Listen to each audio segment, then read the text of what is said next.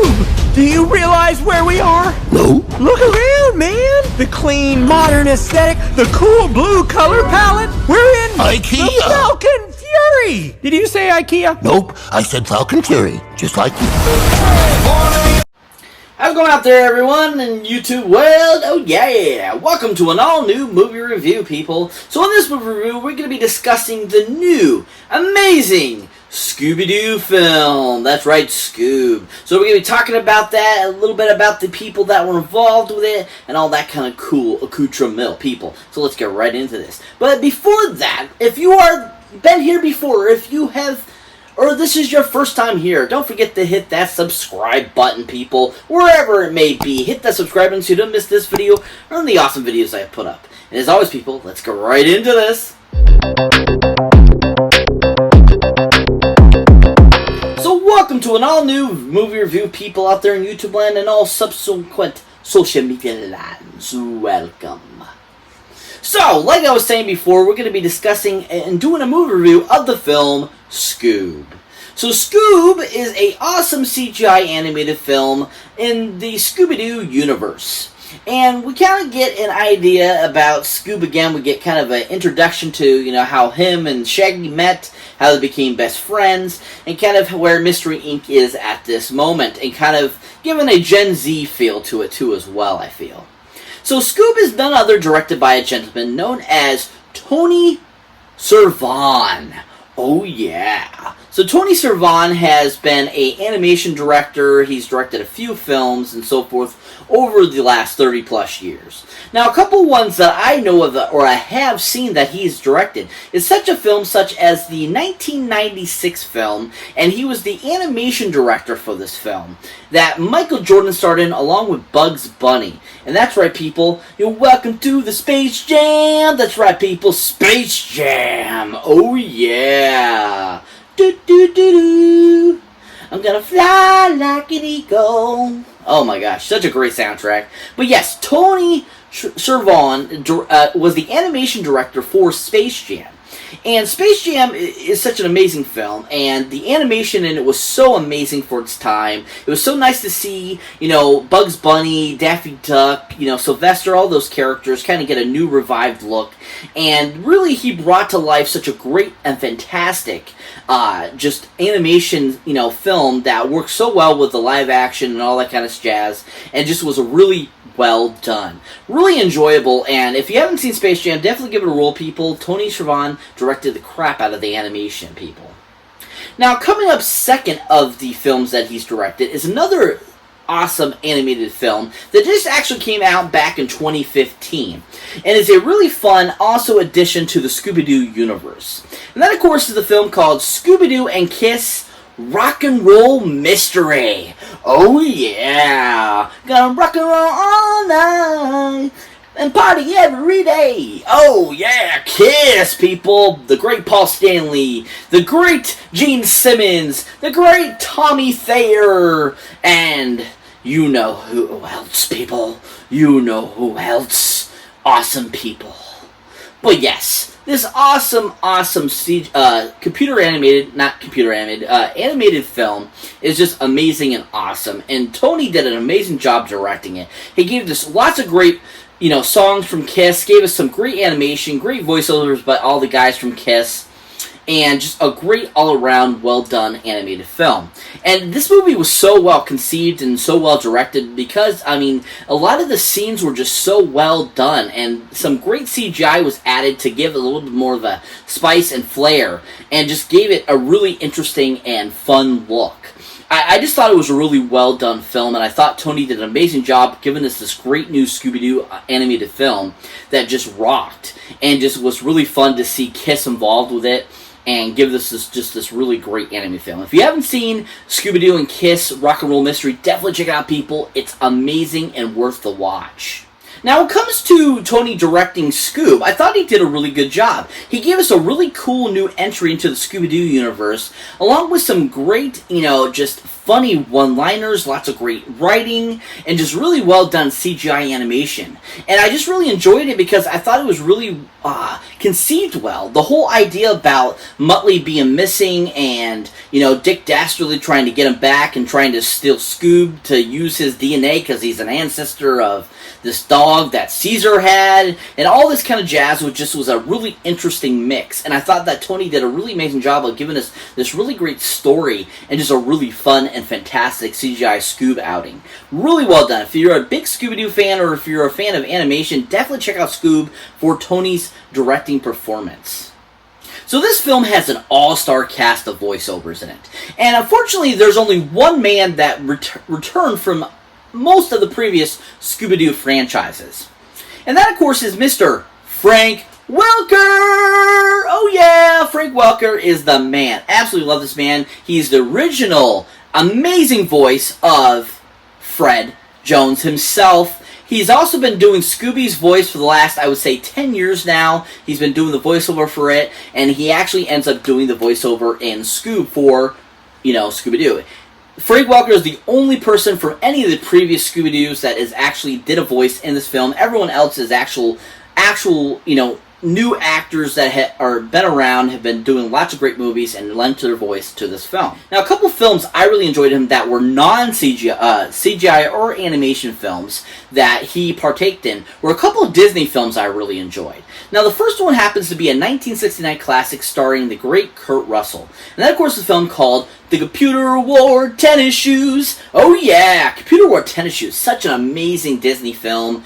Absolutely love it. And Frank Welker has a pretty decent, substantial part in the film. He plays another college student that's friends with Kurt Russell's character, Dexter Riley, in the film. And he has some pretty fun one-liners, and it just gives some good, goofs and gags throughout the film. But the film itself is just really enjoyable, and I really appreciate that Frank Welker was a part of it, because he gave such a great addition to that film that just made it even more enjoyable and popped. Now, the second film that Frank Welker was in that was a live-action film was none other than another Kurt Russell Disney film that came out in 1972 called Now You See Him, Now You Don't. Oh, yeah. So this is another great one that Cesar Romero was a part of, too, as well. And it's just a really fun, awesome Disney film, basically about being able to become invisible. And with those films over that time frame from the late 60s to the early 70s, or mid-70s, I should say, Kurt Russell was a part of most of them, and so was Frank Welker. And Frank Welker once again plays another kind of friend of Dexter Riley's character in the film, and once again has some really fun, goofy lines, and just is a great addition to the film. Both performances I thought were just really fantastic performances by Frank, and just showed how amazing of an actual actor he is besides a voice actor too as well, and is really enjoyable. If you haven't seen either of those two films, definitely check them out, people. Frank Welker's performance was really fun in them. Now, it comes to, once again, playing Scoob. I can't think of anyone else to do Scoob right now except for him. He is amazing at this voice. He's so good. He embodies Scoob, even though he's been Fred Jones for just as long. He still does an amazing job, and he is the closest to Don Misick that I can picture and imagine a voice doing. And he just was so fun and awesome as the character again. Really enjoyable performance by Frank, and he was amazing in the film. So that brings me to the second actor I like to talk about. That, of course, is the awesome, amazing Mr. Zac Efron! Oh, yeah! So Zac Efron, of course, we all recognize from High School Musical and several other films over the last several years. Charlie St. Cloud, Derby Stallion. He's done quite a few films. Now, a couple films I really enjoyed him and thought he was fantastic in was none other than a great film that came out in 2017. And it's just a really amazing action comedy film that is based off of a TV series. And then, of course, the film called Baywatch.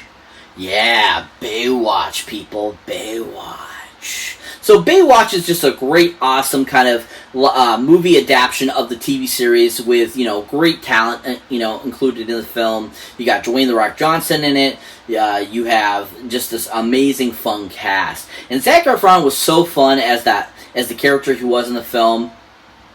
and just brought a really funny, kind of interesting vibe to the character. And he played that character to the T. And I just thought that it was a really great performance by Zac, and showing that he was so different than several of the other characters he's played throughout in different films. So I think that he did a really fun job in it. I thought he had some really great comical lines, and he worked really well with everyone in the film.